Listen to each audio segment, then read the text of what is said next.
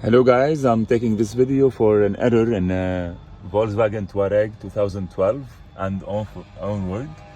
The problem is the sensors are not working and the video and camera are not showing on the screen.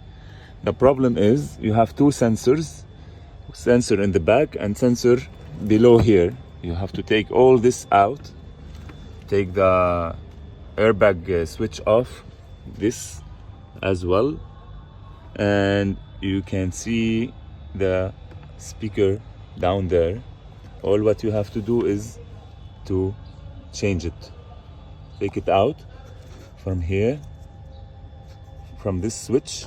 You click with the there are two clicks here, not showing well.